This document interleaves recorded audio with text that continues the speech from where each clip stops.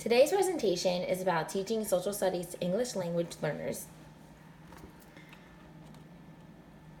A little background on my elementary school where I teach and the background information on the social studies curriculum. So I teach at Layler Elementary School in Hamilton Township School District for a 5th grade classroom.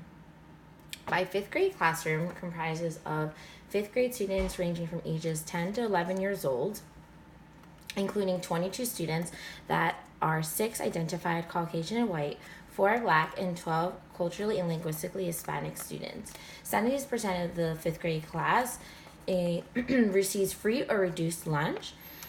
And there are 2 official home languages that primarily take place in my classroom, which are English and also the home language of Spanish, as well as French, Creole, and Arabic can be found in the school.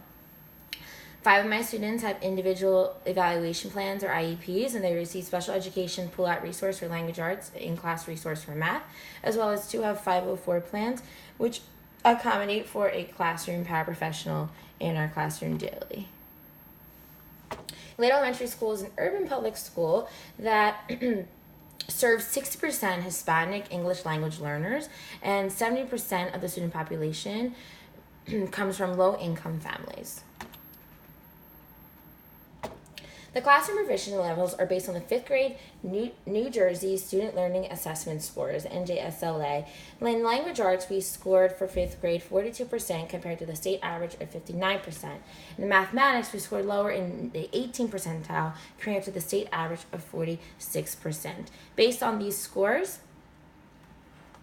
and the access scores that we have at Layler Elementary, majority of the 5th grade students are still developing their English language proficiency in the areas of social studies, language arts, mathematics, and in science.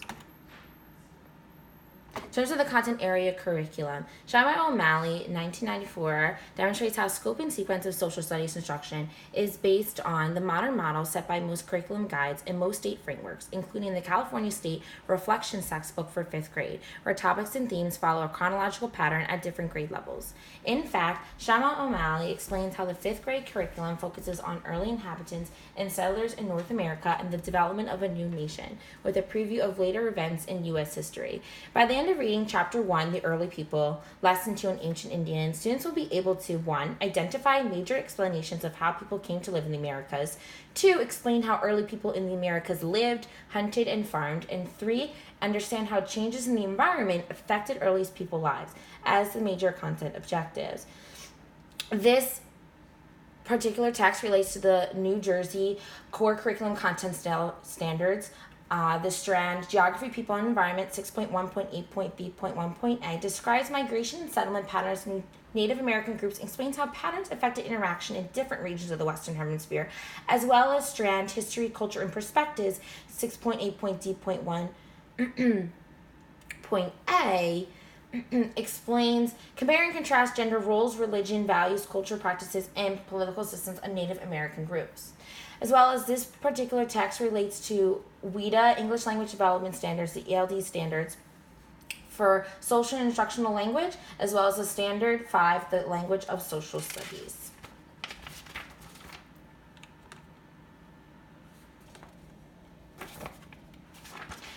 There are legitimate concerns for the difficulty of the potential obstacles that specialized language and social studies might pose for English language learners' learning experiences, such as the vocabulary and the semantics.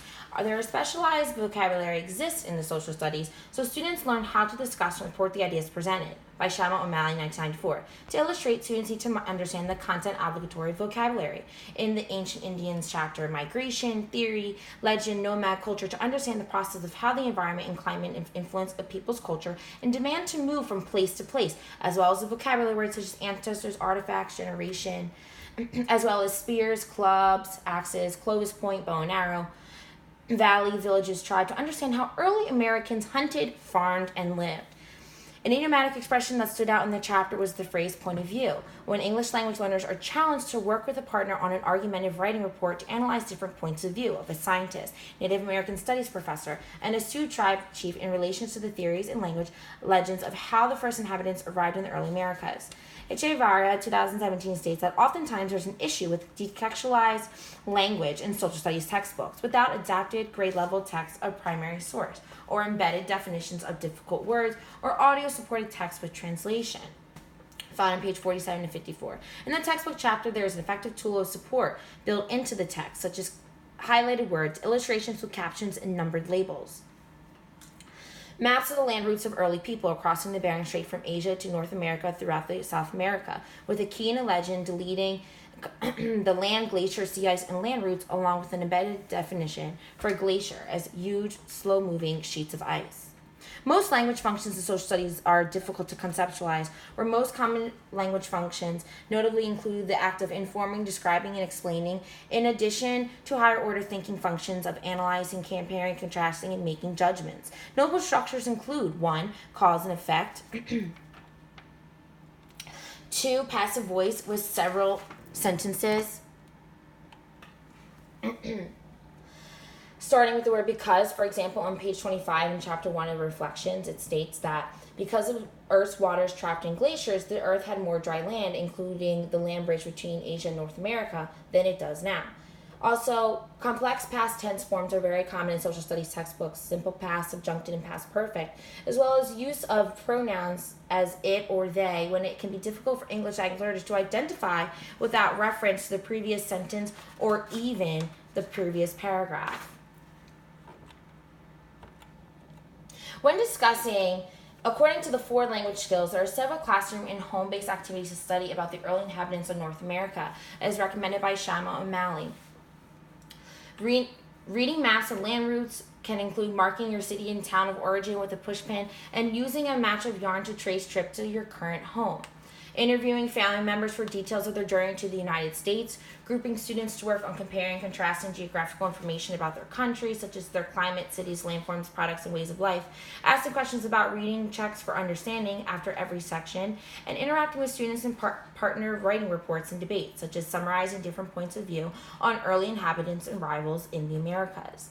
In terms of the listening and reading skills, English language learners understand explanations without concrete reference, so they can discuss prior knowledge by using KWL charts and reviewing the text or scanning and visualizing for specific information such as people, dates, products, and geographical features.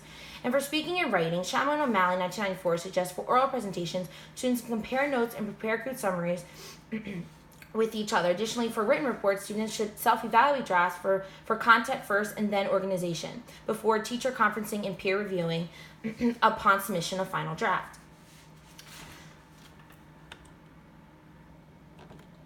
Students should be exhibiting active learning behaviors, which include questions for clarification, such as understanding the functions of new vocabulary terms, categorized, for example, in family, such as ancestors and generation, the pronunciation of Native American terms such as alatul and mais using the parenthetical spelling. Cooperation, for example, brainstorming possible means for words like nomad and migration, looking up additional definitions for the word agricultural besides farming, quizzing each other on the differences between theory and legend, and so on and so forth. And also, students should be striving to exhibit positive self-talk and peer encouragement. For written reports, students should self-evaluate drafts first, then consult the teacher for conference and peer review. The text does not fail to make reference without elaboration, explaining clearly the background behind how migration to the Americas started during the Ice Ages and continued post the last Ice Age. Also, the text explains how the American Indian origin stories influenced world creations and how American Indians survived in ever-changing climates and cultural environments. Furthermore, there's an emphasis on collectivist beliefs surrounding the community in both nomadic life in the mountains and settled life in the villages. Implications for planning, managing, and instruction and assessment are adapting your text. Based on my diverse student population of English language learners and some also varied learning and mental behavioral disabilities, I would adapt this text on emphasis on what Shama and O'Malley report as previewing photographs with captions, section headings, in text or in the margins. To illustrate, I would adapt a class debate in the text that targets evaluating different scientific theories and cultural legends and origin stories behind how people came to the Americas. Using argumentation map, providing 3 main reasons and 3 text citations for evidence, or sentence starters such as, my opinion is, because, Echevarria, 2017. Also building background knowledge on different techniques, like the use of brainstorming, developing graphic organizers such as semantic map or KWL charts, reviewing important vocabulary, as well as activating structured discussions and quick writes. Using concrete supplementary materials are very beneficial also in helping students understand the lesson's content and language objectives. Teachers implement verbal, procedural, and instructional scaffolds to effectively use with English language learners. Notably, I would scaffold students on paraphrasing information, reinforcing contextual definitions, and eliciting more language and structured discussions for the meaning and organization of their thoughts. Also, Shamo and Malley recommend reminding students of strategies names and asking them to identify strategies used. When the opportunity arises for the English language learner to apply their comprehensible input and perform content and language objectives in social studies, Shamo and Malley emphasize using questions for clarification, cooperative learning, and positive self-talk in preparation and practice for oral and written reports.